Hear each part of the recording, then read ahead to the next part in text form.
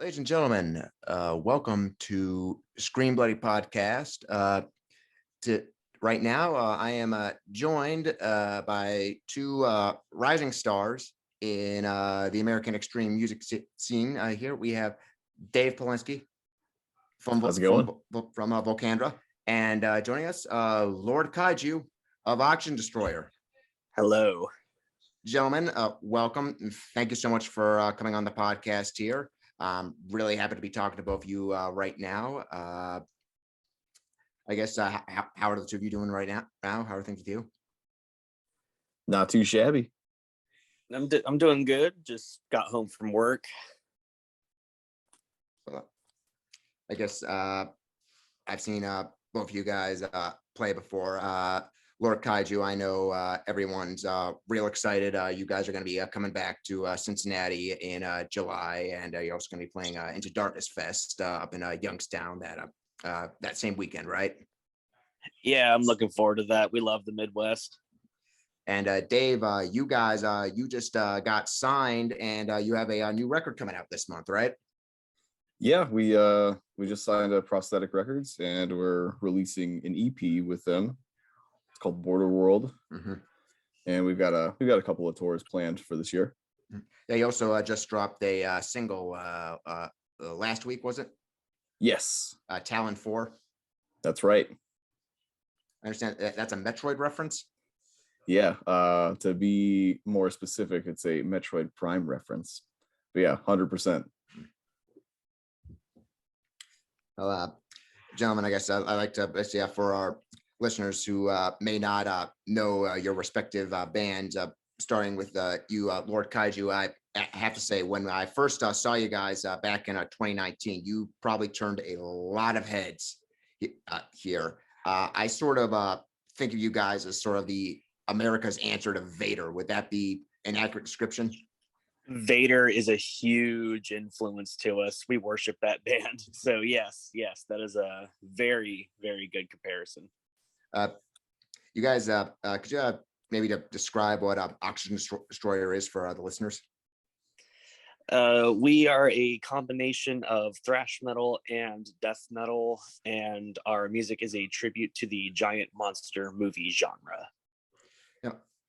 Yeah, I'm really surprised that there hasn't been somebody who actually had that idea before. I know there's been little inklings here and there. I think Hell Witch sampled a guitar, the original Godzilla film back on their debut album. Anvil had Mothra back on Metal by Metal, and we all Blue Oyster Cult with Godzilla, obviously. Yeah, there's also Cyanide. They've got Wrath of Daimogen. Okay. The frontman's also a huge Kaiju fan too. But yeah, when I came up with the whole concept, one of the reasons I started this thing was because I noticed there weren't really a whole lot of metal bands that sing about giant monster movies, and it threw me off because there's so many bands that sing about horror movies and zombie movies and all that stuff, and it's like, dude, giant monsters blowing shit up, that's like the most metal thing ever. What the hell? What are expanding on what are some of your other, you mentioned Vader, obviously a big influence for you guys. What are some of your other musical influences that are bands you would cite as inspiration? There's a lot. Morbid Saint, Morbid Angel, Demolition Hammer, Sadist, Protector, Teutonic thrash metal in general is a big influence to us, and Florida death metal. Yeah. Was there any? You're from the Pacific Northwest, right? Yes. Was there any influence from some of the bands from that area? Like I know Metal Church, Queensryche, Sanctuary, Forced Entry. Not really, to be honest. Really. What's the scene like in that part of the country exactly? Seattle's pretty cool. It's most of the death metal bands are inspired by the Finnish death metal scene from the 90s. And there's a small handful of thrash metal bands. There's some black thrash, black and thrash metal. And then Portland also has a really good death metal scene. In my experience, there's a lot more love for thrash metal in the Portland scene. I haven't had a chance to get to that part of the country, so I'm interested to hear what it's like. Dev, shifting over to you, Dave. Volcandra, I've seen you guys before, and you have you have sort of kind of a unique sound. So I know you bill yourselves as melodic death metal, but there's some. How would you describe your guys' sound? Well, I think a lot of people actually kind of they gravitate towards like black metal when they want to categorize us. But yeah, you're right. We try to combine a lot of different elements. Like you said, melodic death metal is definitely one of the influences there. And moving forward, there's a little bit more thrash metal going on. But yeah, I would like to think of Volcandra as kind of a cross between the three, you know, black metal, death metal, and thrash. That's kind of what we're going for. But you know, people are gonna categorize you no matter what you do, you know, whether they're right or wrong. With your new release, any departure from your debut album Into the Azure? Maybe a little bit. Some of the songs are a little faster and more aggressive. I mean, there's still some like atmospheric stuff thrown in there as well. But I think all together the songs on this release have a little more like oomph to them, if that makes any sense. Mm-hmm. Now, Lord Kaiju, I have to say, your last record to what if that listener haven't if your listeners haven't heard you, sinister monstrosities spawned by the unfathomable ignorance of humankind, and absolute just rager of a record. I'm really infatuated with your style. Just this very this death thrash, I guess, really is the best way to describe it. Correct? Mm-hmm. Yeah. Since the release, what's the general reception? From what I've seen, seems to be pretty positive for it. And you guys are certainly on the ascent now. What's been your perspective of that? I think now that shows are a thing again, people are more enthusiastic than ever. Like, we actually just played a show in Olympia last night with Mortuous, Cystic, and Degraved, and it was one of the best shows we've had in Olympia in a while. And yeah, our recent Seattle and Portland shows were some of our best ever as well. I think we had at least a crowd of about 100 people at both of those. Wow, very nice. I think I'm remembering you actually you've gotten outside of the states too, haven't you? You guys went over to Japan, if I remember correctly. Yes, we did in 2019. Oh, wow. We were there for a week, and we got to play 2 days for Asakusa Death Fest. It was a dream come true. I'm not gonna lie. Wow. What's the reception to extreme metal over there in that part of the world? We played in Shinjuku, and from what we saw, people there's a lot. There's definitely some. There's a lot of love for death metal. We played to a really, really big and enthusiastic crowd. I remember people were, they were fist pumping. They were like chanting to certain parts of one of the songs. It was pretty much the best show ever. I'm not gonna lie. I love Japan. I'm hoping we can go back sometime next year. Maybe go to Osaka this time. So they already knew about you guys before you had gotten over there? There were a few people that knew about us, but I think most of the people there were hadn't known about us yet, and that was their first experience. But yeah, they all loved us. They definitely loved our theme and everything too, since Japanese monster movies in particular are definitely the biggest influence to our lyrics and our sound. Dave, you recently got off a tour, didn't you? Yeah, I filled in for the U.S. black metal band Storm Ruler on this year's Devastation on the Nation. Borniker and Rotting Christ were the headliners this year for that, weren't they? That's correct. Any words from what happened on tour? Any stories to relate? I guess altogether, I mean, it was just it was an incredible experience. It was an opportunity that kind of fell in my lap actually about a month before that tour was supposed to happen. So basically, Storm Ruler is Jason Asbury and Jesse Schobel. It's basically just the two of those guys, and they write all the music, but they have hired guns, for secondary guitar and bass. And the guy who initially was going to be on second guitar for that run couldn't do it. And that happened pretty late into, them getting on that tour. And so a friend of mine who knew them, hit me up and was like, hey, this band is about to do this big tour and they need a guitarist. And I thought about it for a night. And I mean, the more I thought about it, I was like, yeah, I have to do this. And it was kind of funny because I didn't know those guys. I never met any of those dudes in person prior to doing that tour. So like the first day we had band practice was the first day we met. But I had friends that had put in the good word for those guys and I trusted them. And we toured the whole country just about. And there were also 4 days in Canada. It was a really rewarding experience because I got to meet a lot of people and make connections, that will hopefully snowball and get my foot in the door for other opportunities and hopefully potentially for Volcandra as well. Awesome. We also have a mini tour at the end of this month, don't you?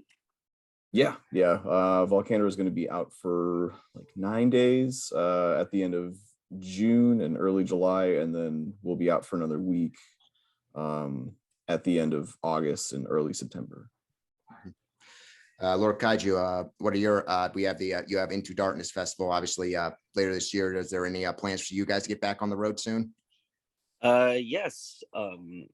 It's going to be announced very soon, but we do have a tour coming up in August. We're going to tour most of the country. We're going from the West Coast to the East Coast, and there's going to be some Midwest states too.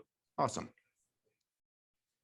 Yeah, it's nice to see. You got your star definitely seems to be as in spite of everything that's gone on the last few years since the first time I saw you. It seems like you're really getting your name out there. Yeah, we definitely, now that we can play shows and tour again, we definitely want to get back into it because we were starting to get really busy in 2019. Then, the pandemic put everything on hold. It delayed our second album too. It was done for like a year, but it took a while to finally get produced because the processing plants were so backed up. You two have you two met, I know you two know each other, but have you met in person before? We did meet once, actually. I was visiting family in Nashville, and we were driving around the Midwest, and I noticed we were going to be in Dave's area. So I was like, hey, Dave, you want to meet at the Kaiju bar for a bit? And I wish we could have hung out more, but it was great to meet you. I mean, that was awesome. That bar was cool too. Yeah, man. What a coincidence that we were able to meet at the one and only Kaiju bar in Louisville, Kentucky. Okay, very sick. There's a Kaiju bar in Louisville. Yeah. It's just called Kaiju. Okay. It's owned by a Japanese woman, and if you go in there, there's like a bunch of like Ultraman and Godzilla and Gamera figures like set up everywhere as like diorama, and they'll play like Kaiju movies on the TV and stuff. It's really cool. It's honestly really sick.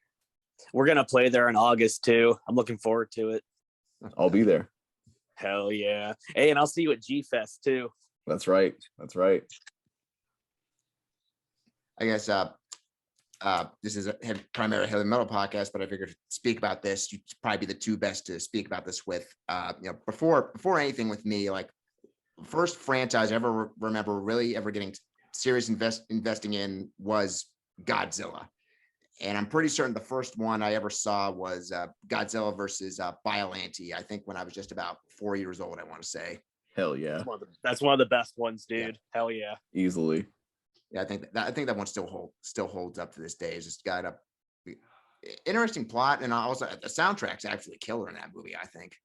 Oh yeah. It's done by the same guy that did the soundtracks for Dragon Quest. There's some classic Ifukube themes in there too, for good measure. Yeah. So you kind of get a little bit of everything. Yeah, those special effects are incredible too. Like the final form for Biollante, that prop is a marvel. It looks amazing. Yeah, and I've seen some behind the scenes footage of it. I just imagined like the logistics that went into just making the practical effects for that movie. It's pretty crazy. Yeah, think that's definitely in my top 10. I think that's just a solid movie in general. Yeah, totally. The special effects in that film, totally hold up to any, big budget American film during the same time period easily. I agree.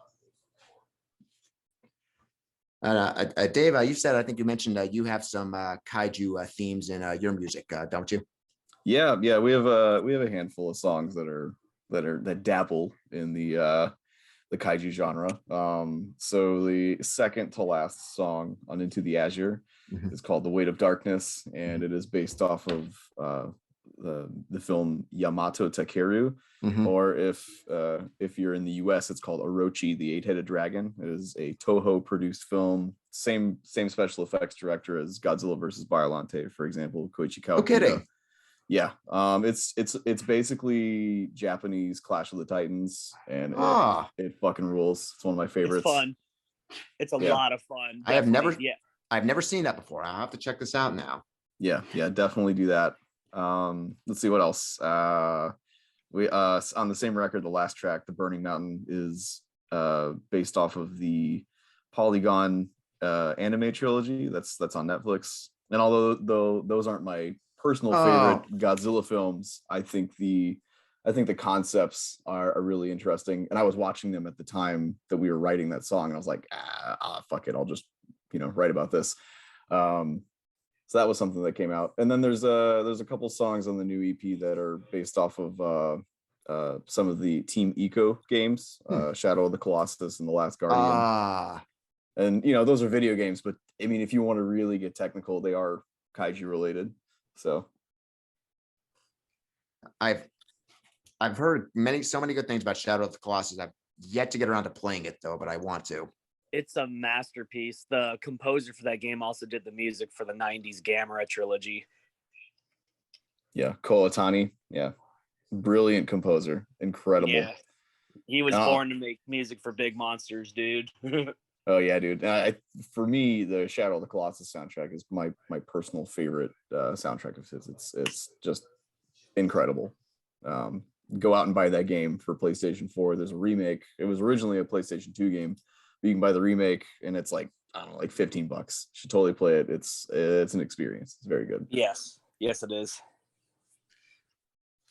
Lord Kaiju, I was meaning to ask you. I've seen you reference that Gamera trilogy before. Gamera trilogy from the 90s. Yes. I'm not familiar with that. Could you elaborate about that a little more? Oh boy, it's pretty much my favorite film trilogy of all time. Yes, some people would go as far as to say they're the pinnacle of Japanese monster movies, which is debatable, but I don't know where to begin. Those films are masterpieces. If you love Japanese monster movies, definitely watch the 90s Gamera trilogy. They're well written. The special effects are awesome. The music is incredible. They're solid movies. Definitely check them out. Definitely some of the best kaiju films of all time. Do not sleep on those. They're so good. The third movie in particular is like top 10, one of my favorite movies ever. It's a masterpiece. I feel like I'm behind the curve a little bit here. I'm not really familiar with Gamera. I think just age. I know. I'm pretty sure Mystery Science Theater may have done a couple of Gamera films in the past. That's about much exposure I've had to him. Guardian of the Universe, right?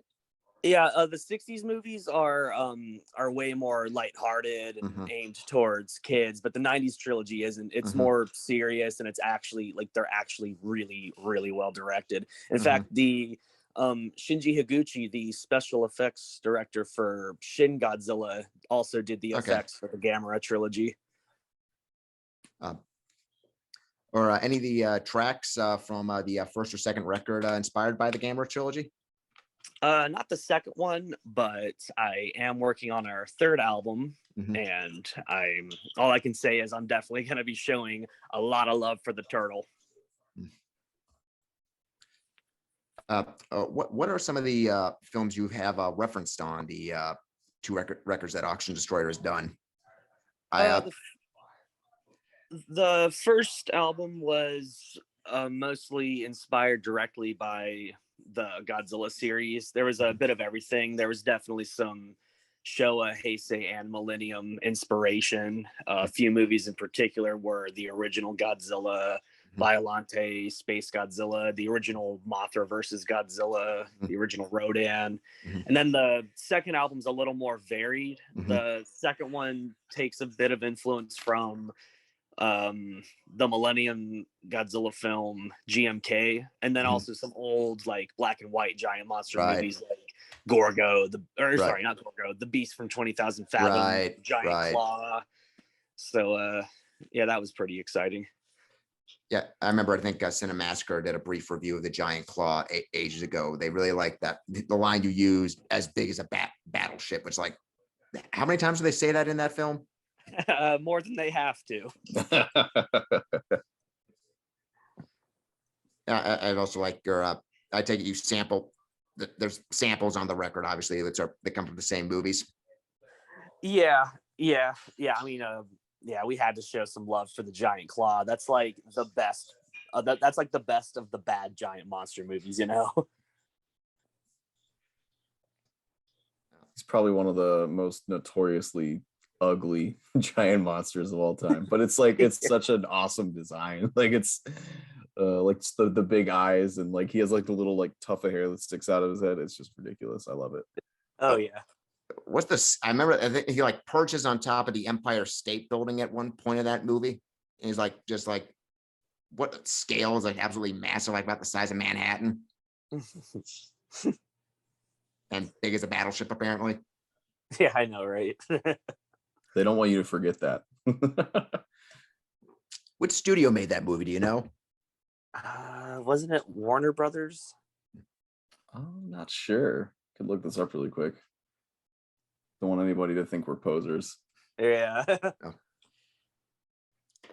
You know infinitely more than me. I know I've seen probably every Showa Godzilla movie at least once. I've seen a good portion of the Heisei and just a few of the Millennium series.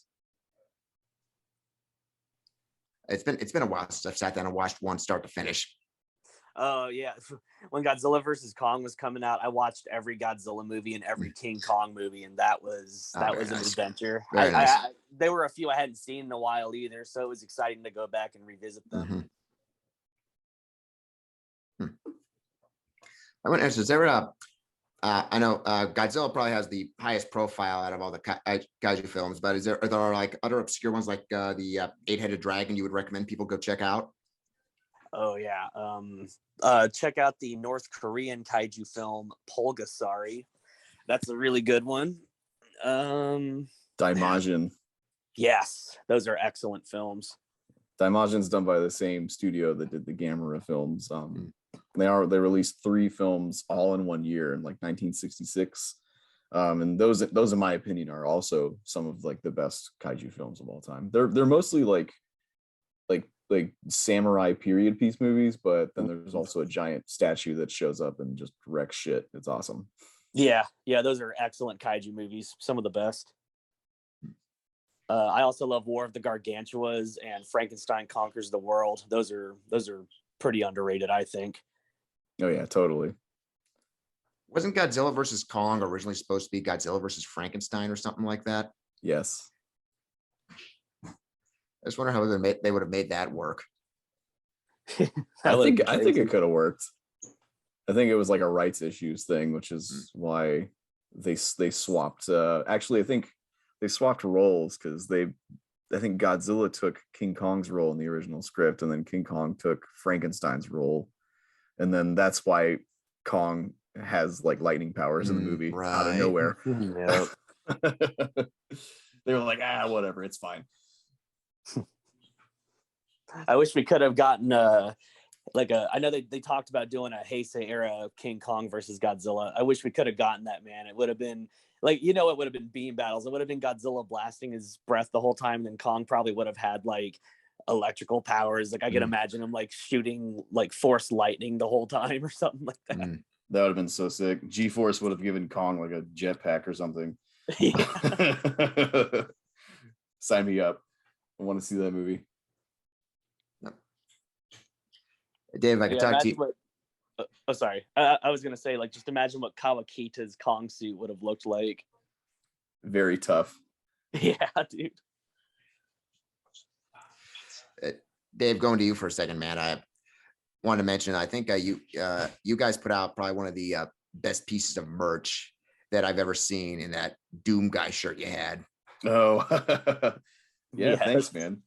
I remember the first time I think the first time I saw you guys at the Northside Yacht Club here in Cincinnati, you had one of those shirts on display. I was like, oh man, I got to get my hands on that.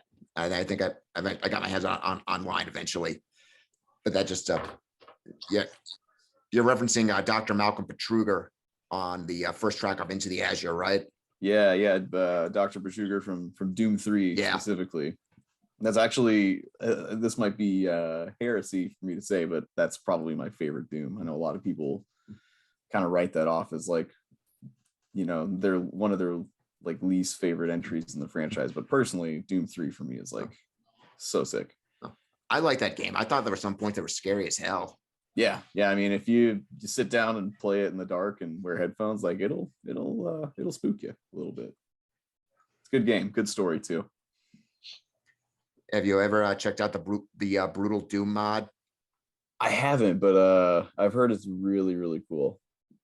It's pretty much just the original Doom with like first person like contemporary first person shooter sort of dynamics, and just they amp up the gore to the 10th factor. Oh, of course. If that had been what Doom had been like back when it originally came out, it probably would have killed the whole like computer gaming industry right then and there. Probably. Just that graphic. I love how endlessly like modifiable that game is, and like people have ported it to like birth control machines, like, or birth control tests rather. Like it's just been like modded and ported to like literally anything you can think of. It's insane.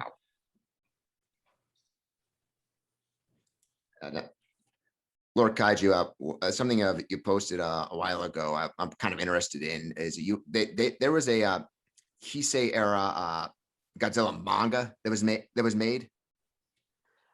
Oh yeah, I have all the manga adaptions for the Heisei era Godzilla film. Yeah, there's tons of really awesome Godzilla manga that was never released outside Japan. Yeah, let me tell you, the manga adaptations of the Heisei films are like way more violent. Like in the manga adaptation for Godzilla versus Mechagodzilla 93, there's a part where Mechagodzilla's ripping his dorsal spines off. There's a part where he blows his eyes up. Yeah, they're pretty gory. Yes. Yeah. Another really cool part in the manga adaptation is when Rodan sacrifices himself and Godzilla absorbs his energy. There's a really cool shot in the manga where you see Godzilla looking towards Mechagodzilla and you can see Rodan's spirit hovering over him. It's really badass. Jeez. There's actually oh, go ahead. Sorry, I was just gonna say the Space Godzilla manga adaptation's pretty awesome too. There's this really cool part where Space Godzilla uses one of his crystals and stabs it into Godzilla's knee, and then Godzilla uses that knee to kick him and stab him back with it. Pretty sick. Yeah, it's awesome. Yeah, there's two versions of the Godzilla versus Biollante manga. Oh wow. If you can ever seek them out. One is more faithful to the movie, but then there's another one where they just kind of do their own thing with it. It's really interesting. Like the Super X2 is like this crazy, like I don't even know how to describe it. It just like folds out into this crazy like flying fortress thing. Wow. Yeah, I have both the manga adaptations of that movie. I know the one you're talking about. It's called Godzilla 1990. That one's very different. Like for example, the climax takes place in the city instead of like the scene after that where they're kind of near the water. Biollante is like super bulky looking. Yeah, like even bigger than she is in the movie, I think. Yeah. If only they would translate them into English. I know, right? Those mangas are so cool. Yeah. Shut up and take my money, like there. Right. Just throwing money at a publisher right there. Now Toho will just keep making Godzilla hot sauce instead.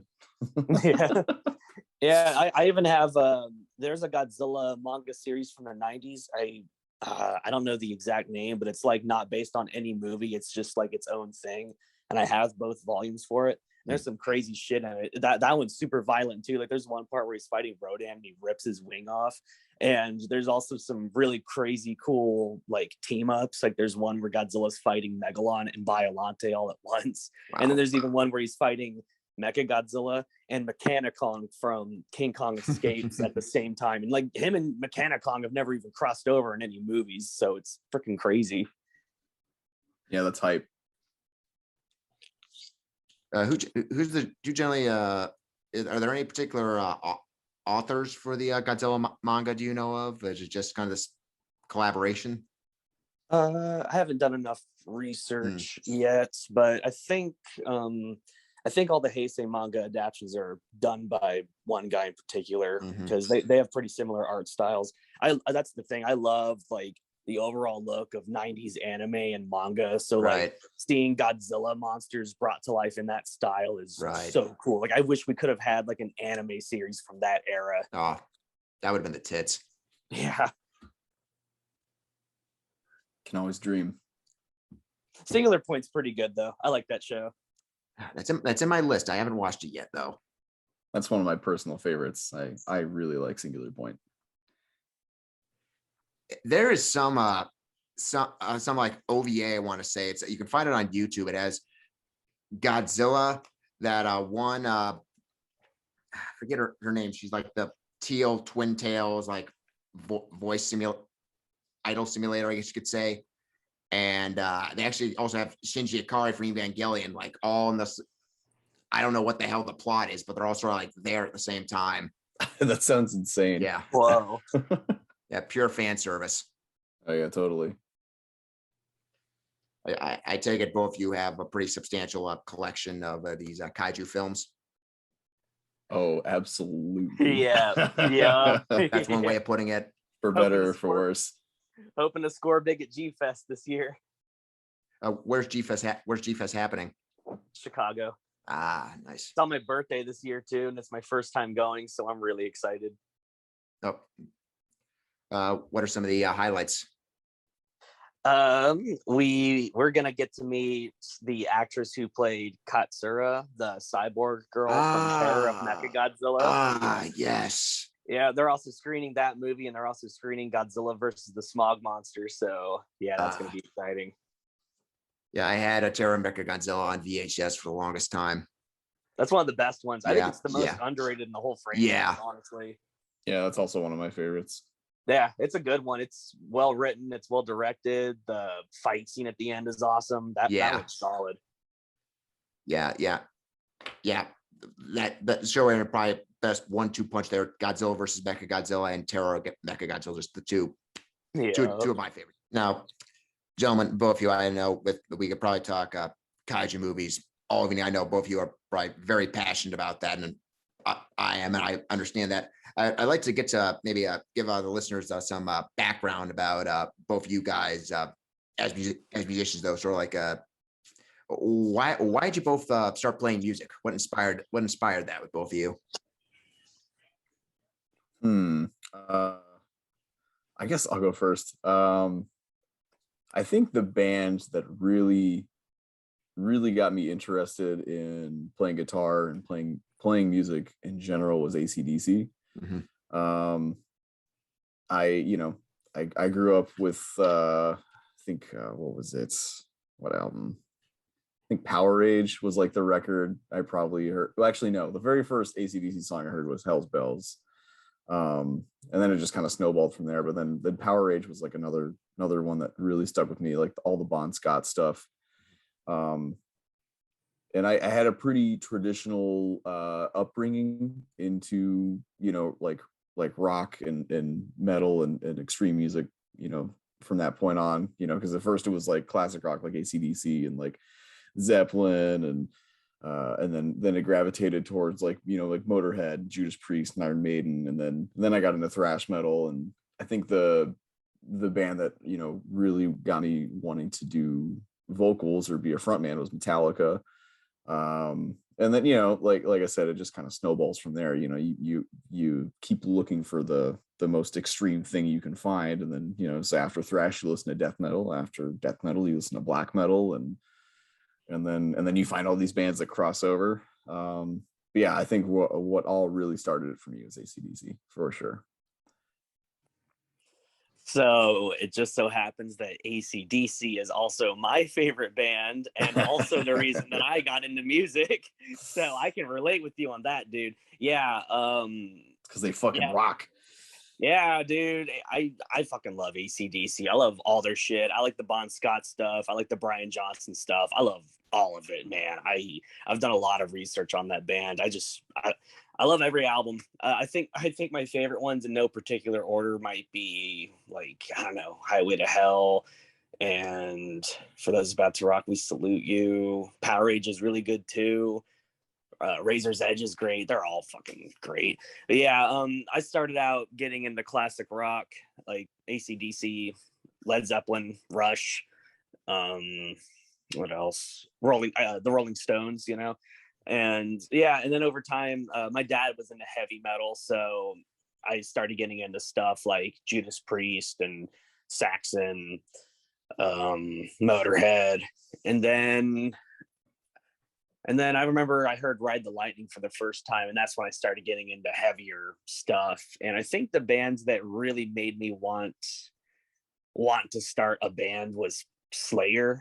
I remember when I heard Raining Blood for the first time, that was like the most crushing shit I ever heard. And then I started discovering death metal bands, you know, like Death, Bolt Thrower, Morbid Angel, and I didn't start playing guitar till later in my life too. I kind of wish I would have started earlier, but I didn't really start playing till I was like 21 years old. I mean, you're pretty damn good for like, how old are you? Like, I've been playing guitar for about 8 to 9 years now. I started Oxygen Destroyer like only a year after I was playing, like I started playing guitar too. Hell yeah, dude. I mean, I'd say you're doing pretty all right, all things considered. You know. Well, thank you. Oh, and I remember my record collection's pretty big now, but the first record that started it all, summer 2003, I remember was a copy of nothing else than Back in Black. Hell yeah. That's what started it for me. And classic. Got I think right after that, I think I got For Those About to Rock and The Razor's Edge. I've sort of dropped off of the AC/DC as of late, but there's always going to be a special place in my heart for that band, regardless. Yeah, I like their newer stuff too. I think they still got it after all these years. I remember I saw them in 2008 when they were I think it was touring for the I think it was the Black Ice album, and I thought they kicked ass. Hell Great yeah. show, tons of energy for this, tons of energy on stage. Yeah, I saw them in 2016, and they killed it, man. They sounded great. Yeah, I mean, especially when you consider how old they are. You know, I mean, yeah, it's like they don't have to get up there and rock out super hard. Like, you know, they're gonna sell out stadiums, even if they like just kind of stood there and like played the songs. But you know, they're still getting it. Yeah, man, those grandpas don't take any. Those grandpas don't take any shit. Hell yeah. What were some other sentimental I remember Lord Kaiju. I think you seem to be a big Vader fan. I'm an avowed Vader fanboy. I think you mentioned somewhere your favorite Vader record was Black to the Blind. Yeah, I go back and forth between that one, Litany, and Ultimate Incantation. Those 3 albums are definitely my favorite Vader albums. With them, I don't really think there's a wrong answer with them. Sort of everything. But then there's sort of been a general consistency throughout their career. Yeah, like even their new. Yeah. Sorry. Yeah, I was just gonna say, yeah, even their new shit's great too. Like, you know, they've been going since the late 80s, and they're still putting out quality shit. I loved their last like 3 or so albums a lot. Yeah, Vader's a really consistent band. You know, I mean, like, you always know what you're going to get, and it always delivers every time. Yeah, it's like, even though they've never really changed their style, like you can tell they put work into their shit. Like, you know, they write catchy shit. Their riffs are memorable. They're crushing. They're just a solid fucking band. I love that band. Yeah, they're never phoning it in. Mm-hmm. Peter's also got a pretty distinct singing style as well. It's more of a throaty kind of like shouty kind of death metal vocals. Less kind of burpy or like, growly stuff. Yeah, it's like when you hear his voice, you know who you're listening to. Yeah. I think he kind of enunciates a little more. It's a little more legible than some other bands too. I think that might help him. Are there any other releases for you guys you think that were like very influential for you, or you think more people should know about? Some of my favorite albums ever are Morbid Saints, Spectrum of Death. Yeah. I'm a huge fan of Protector. I always describe them as they're what Sodom would be if every album was tapping the vein. Like Protector is tapping the vein, the band. That's probably my favorite Sodom record, so I need to check those guys out. Oh yeah, dude! If you just want to hear, if you just want to hear a bunch of albums that sound like tapping the vein, check out Protector. They're fucking crushing. What about you, Dave? Is there some other seminal releases for you that very influenced you as a musician, or you think people should know about? Yeah, man. One of my favorite records of all time, and this kind of coincides with where my influences lie with for Volcandra more specifically.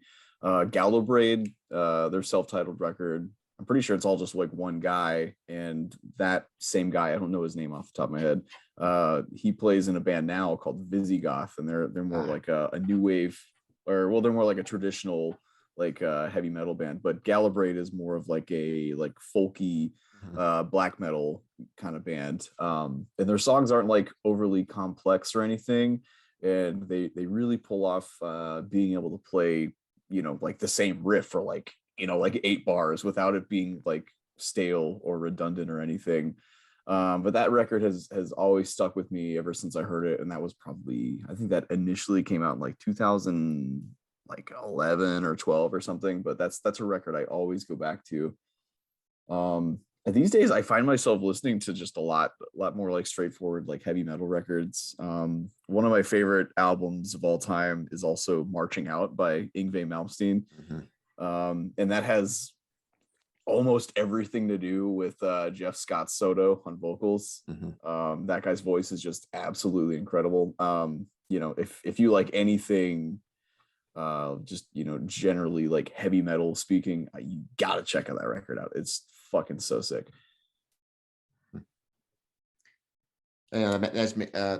Did you ever listen to Vicious Rumors? No, I haven't.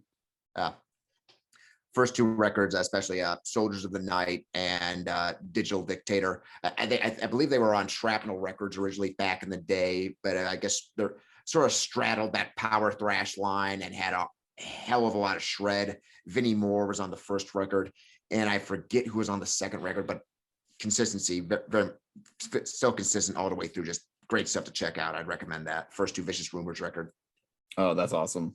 I think another record that is forever ingrained in my DNA is Slaughter of the Soul by At the Gates. And I know a lot of people say that, and that's like, I'm not like, telling anybody anything new here, but I mean, that record will always stay with me. I'll never forget the first time I heard that. I mean, for a period of 10 years, that was probably like the most influential record like in metal. Oh yeah, for better and for worse, like honestly. But I mean, I'm not gonna fault At the Gates for writing a record that kind of changed the game, so to speak. There's one more album I want to highlight too. My favorite death metal album ever might be Leprosy. It's definitely my favorite death album. I just love how relentless and crushing that album is. It's just nonstop. And what really blows my mind about it is it's one of the heaviest death metal albums ever. And it was only tuned to D standard. There's no blast beats, no gutturals, and yet it's still just relentless. Like that album is a big influence to me. Death's another band. You can't really go wrong with what your favorite record is. No, yeah. I mean, all of it is incredible. Yeah, they're all great. It's Sound of Perseverance for me. I mean, the guitar playing on that record is just mind bending. Yeah. And if you like try to play some of those songs, I mean, they're a lot harder than they sound at times. It's not a walk in the park to play that stuff. you see that they're Left to Die is going to be going out on tour later this year, and they're going to be playing the Leprosy record in full. Yeah, that's so Ooh. sick. Oh, that's sick. Hell yeah. Yeah, check that yet up. What's your opinion on From Beyond by Massacre? That's got 3/4 of the Leprosy lineup on it. Oh, I love that album. That's another favorite death metal album of mine. Yeah, in fact, Dawn of Eternity was one of the first death metal songs I ever learned too. Nice. Awesome. Have you got either of you done any particular covers live? We don't really do covers much anymore, but I remember a few years ago we covered Agent Orange for a bit. When we first started out, we covered a really obscure death song, one from one of their demos, Corpse Grinder. It's a super easy song. Let's see. Volcandra has covered Breaking the Law live. We kind of pulled that one out just for fun. And we have a recorded cover of Demon of the Fall by Opeth. Oh, nice. Yeah. Emily Lowe from the Nashville black metal band Oubliette does guest vocals on that. I'm not familiar with them. Oh, they're very good. They're very atmospheric, kind of black metal. I mean, if you like, they're kind of like Alcest, but like heavier with more blast beats. Definitely recommend them. Very good band. Awesome. Given that both of you guys are active musicians, I guess for the gearheads out there, I want to know what kind of equipment are you using right now? You go ahead, Jordan. Sure. Yeah. We both did that at the same time. I use right now I've been using a Mesa cab and a 6505 head for a few years now. I have no plans to get anything else. I'm pretty satisfied with them. Yeah, I'm not much of a gearhead either.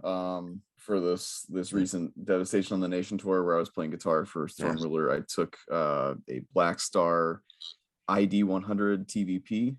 It's a really sick solid state amp, but with like tube emulators, so you can get just about any kind of sound you want out of that thing. And I actually picked that amp up in a pinch when I was about to go on tour with Cryptic back in like 2016. I was playing out of a PV 5150, but there was like some wiring issues, or there was like a tube issue, and I didn't have time to get it repaired before the tour. So I was like, okay, well, I'm gonna get a solid state amp, so I don't have to worry about tubes. And I mean, that thing has held up ever since then. And it's always an amp I can fall back on, worst case scenario. So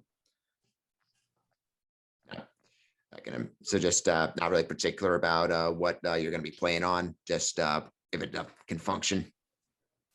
You gotta have some sort of standard. I've never been really big into like pedals or like the new techie kind of gear, but a lot of your tone is in your hands and how you play your instrument too. So there's that to consider as well.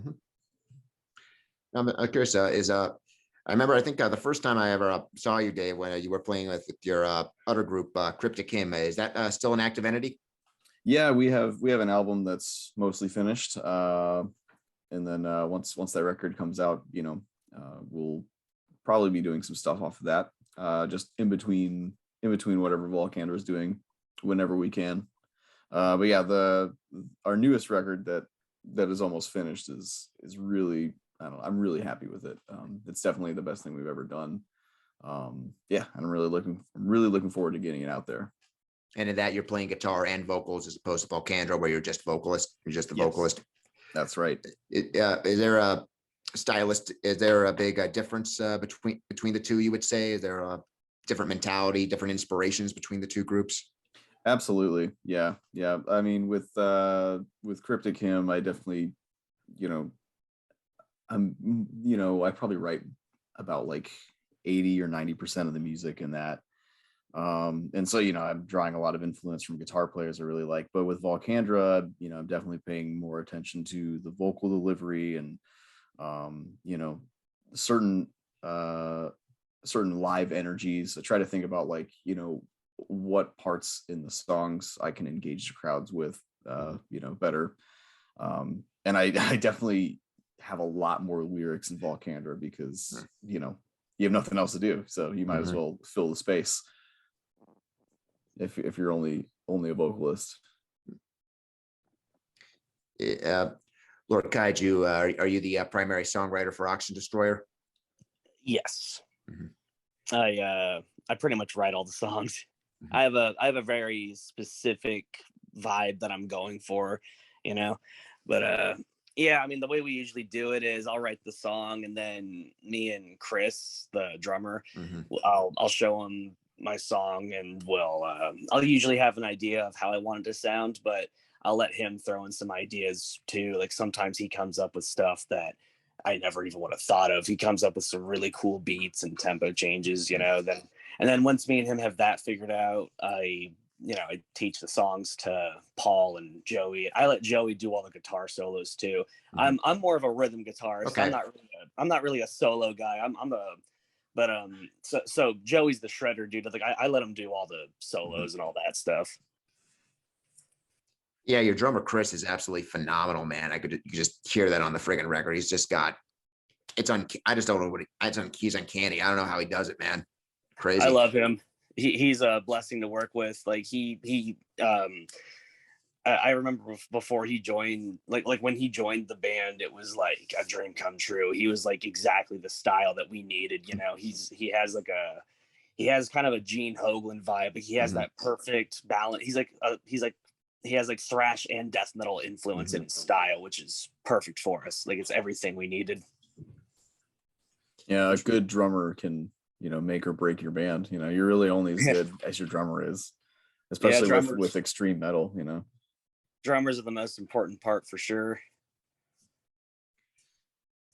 Okay, between your first record, Bestial Manifestations of Malevolence and Death, to the second record, was there any kind of like serious change up in your writing style, with any intentional or otherwise? A lot of the songs on the first album were written all the way back in like 2015, and they were some of the first songs that I ever wrote in my life. So they're definitely a lot more simple. I think the second album, I definitely started getting a little more technical, and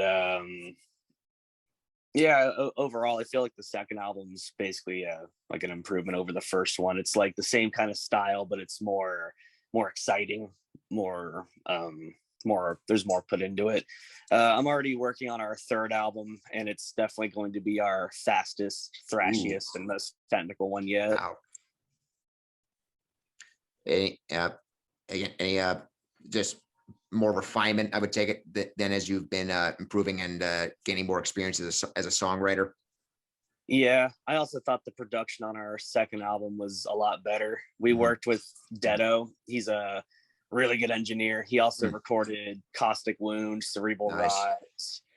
He really knows what he's doing.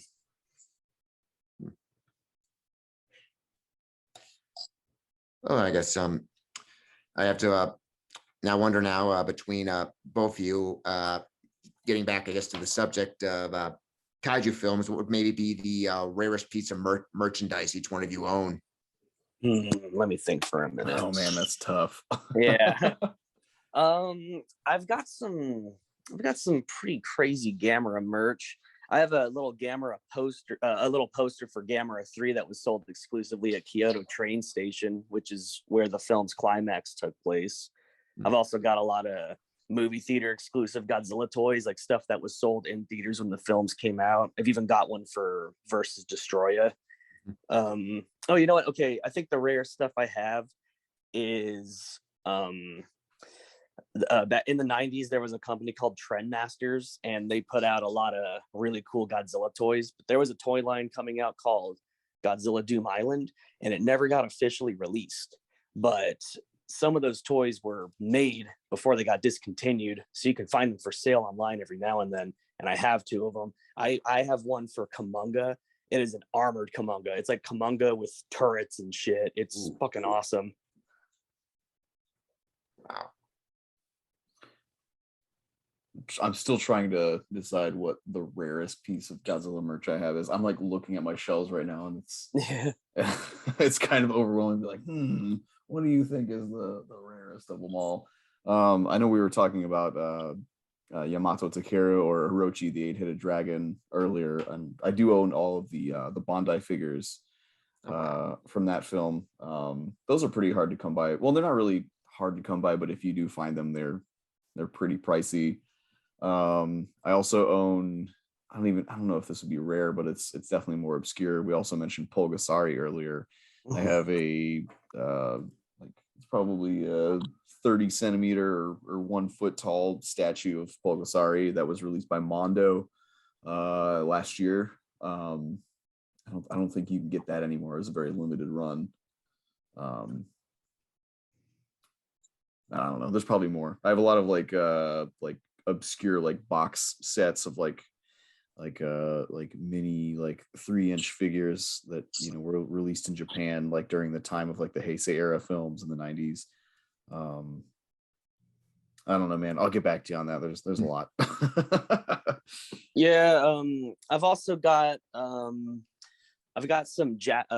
King Kong toys from Japan that were made in 1976 to promote the 1976 movie.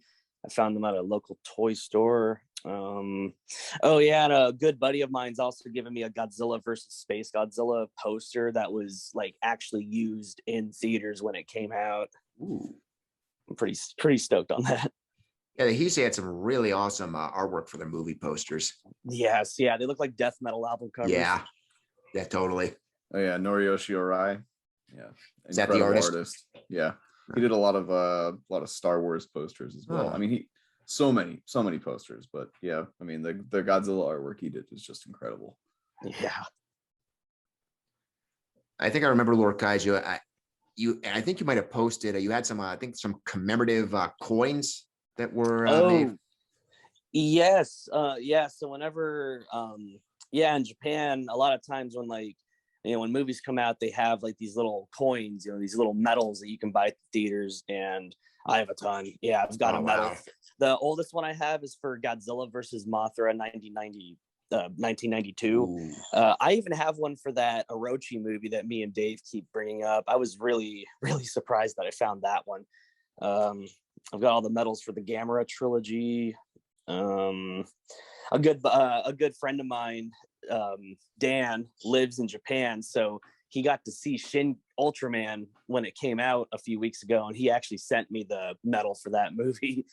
Ooh, so I'm pretty stoked. I'm not up on the Ultraman franchise. Ultraman's awesome. I'll admit I don't have I'm not super knowledgeable of Ultraman, but I do love what I've seen. Like I love the original Ultraman. Ultra 7's great. I also love Ultra Q, which is like the first in the series. It was like a Japanese Twilight Zone, basically. Oh, interesting. Really cool show. Yeah, E.G. Tsuburaya, the man who did the special effects for the original Godzilla films in the 50s and 60s, he started Tsuburaya Productions, and then that's where Ultra Q and Ultraman came from. So like, I mean, Ultraman and Godzilla are very connected in that sense. Mm-hmm. Yeah, lately I've been getting into a lot of like Japanese superhero stuff, like Ultraman, Zone Fighter. Zone Fighter is really cool. Okay. It never came to America, but it's like a Japanese superhero show from the 70s, and it takes place in the same universe as the 70s Godzilla films. So Godzilla is one of his allies and makes some appearances in a few episodes, and they even fight Gigan and King Ghidorah make some appearances in the show too. Yeah, I think I might have seen like a little clip of that a while ago somewhere. I have to look back into that. Yeah, that one's cool. And Dave here actually got me hooked on another really cool Japanese superhero show called Just Beyond. It's a 80s. Yeah, Dave, tell them about Just Beyond. So I'll try and describe Just Beyond in the simplest of terms. Imagine like, I don't even know where to start. Imagine a guy who's from a distant planet and he meets a wizard, and then the wizard grants him powers to wear some crazy armored suit. Then he also has a lightsaber, and then he fights giant monsters all over the galaxy. And then the main antagonist of the show is basically a giant Darth Vader, whose name is, I'm not kidding you, Satan Gorth.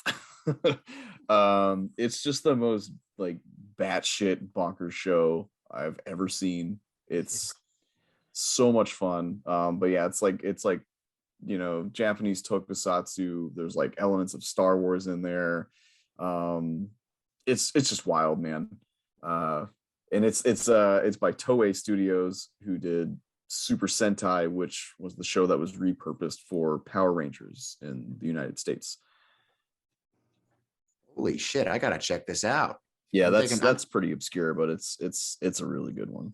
Yeah, Just Beyond's a lot of fun. The main character, Just Beyond himself, is awesome too. He's super cool. And one thing I really liked about the show is that, he fights monsters and most of the time he destroys them. But then there's other times when he's actually able to save them because they're under mind control. And that was one thing about that I thought was cool, because in most Japanese superhero shows, they just kill the monster regardless of whether it's innocent or not. But Just Beyond actually tries to save them when he can, and even teams up with some of them sometimes. I'm just scribbling down notes here right now, gentlemen. If you have any more obscure stuff you want to talk about, just let me go right ahead. Yeah, there's a lot of cool tokusatsu stuff that's like hardly known outside of Japan. Like there's still so much that I still have to explore too. Yeah, we'll never get to watch all of it before we die. That's the unfortunate. There's so much of it. Yeah, there's literally hundreds of them, and they're all like 50 plus episodes. Not even exaggerating.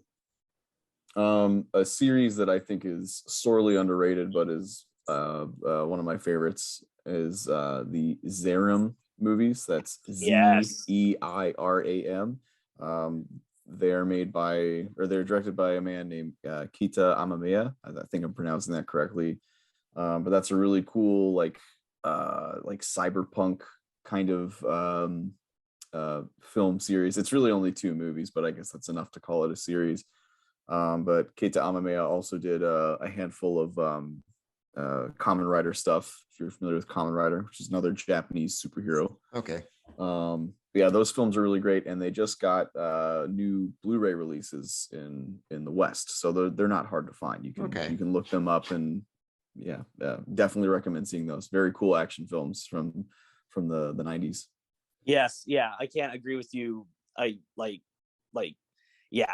love those movies. If I had to describe Zerum, like the first movie in particular, it's like a combination of Power Rangers, Super Sentai, and The Thing. That's a good way to describe it for sure. Yeah, honestly, one of my favorite Japanese sci-fi movies ever. And there's also a really cool anime series. It was like 6 episodes long, and it's pretty cool. Yeah, it's called Iria. Yeah. I don't know how IRIA. Yeah. But with this kaiju Japanese superhero stuff, and with extreme metal, 2 sort of niche kind of subgenres or interests, have you guys seen any crossover between the 2? It's funny, like over the years with Oxygen Destroyer, I've seen a lot of people who were metalheads but never really watched kaiju movies become converted because of us. So now now they're into kaiju movies, and it's really fucking cool. And then like even trippier to me, I've met some people who were diehard kaiju fans that never really listened to metal before, but they got into us because they loved our theme, and now they're into metal too. Like the craziest thing I ever saw was on one of our posts a few years ago. Someone commented and said that we were the first thrash metal band they ever heard. It was wild. Yeah. I think over time, kaiju stuff and Japanese superheroes and tokusatsu in general I don't think it'll be as niche. I think it'll take some time, but I think that'll be another crossover that you see maybe almost as frequently as you would with metal and like the horror genre. I would think it'd be a pretty natural segue. All the horror films of like yesterday got significant influence on numerous bands. Had apprentices seem like a logical extension, in my opinion. Absolutely. I feel like giant monster movies, and especially Godzilla, are getting bigger than ever now too, thanks to those legendary Godzilla films. I feel like the success of Godzilla 2014 really brought a lot of attention to the character, especially since that was the first film in 10 years. And it's kind of wild now. It's like we live in a time now where there, you know, like it's more common to just be walking around in public and you see people wearing Godzilla shirts. Or you see Godzilla merch at FYE now. It's like, you know, we live in some pretty different times. You know, I remember when I was a kid, like Kaiju Godzilla stuff was like really, really niche. Yeah. You know? Yeah, you can get your hands on some great merchandise nowadays. Yeah, there's like several vendors on like Instagram and stuff like that. It's great. Yeah. Yeah, it's a good time to be a Kaiju fan, that's for sure. Kids today don't know the struggle. Oh God, yeah, dude. Like, yeah, I mean, I didn't. I've been a Godzilla fan since I was 5, but I didn't even know like exactly how many there were until like the early 2000s. Like, actually, the way I found out was for the guidebook for the old, I think 2002 game, Godzilla Destroy All Monsters Melee. I remember looking through the guidebook, and there was a whole list of every movie that had ever been made. And, you know, that was the first time I ever like really actually knew like, oh, okay, so this is the order it goes in. This is how many movies there are. And I remember like 3 of them weren't even in the States officially yet. Like Godzilla versus Megaguirus and GMK weren't even in the States yet. So my dad actually got some bootlegged VHS copies for me online. Yeah, that was the way it was back then. You had to get fan subtitled bootleg VHSs of the movies that never came to the States. I mean, you know, it's kind of the same thing with music nowadays. I mean, you know, everything is so accessible, and you can just get online and listen to just about anything, you know, on the streaming service of your choosing.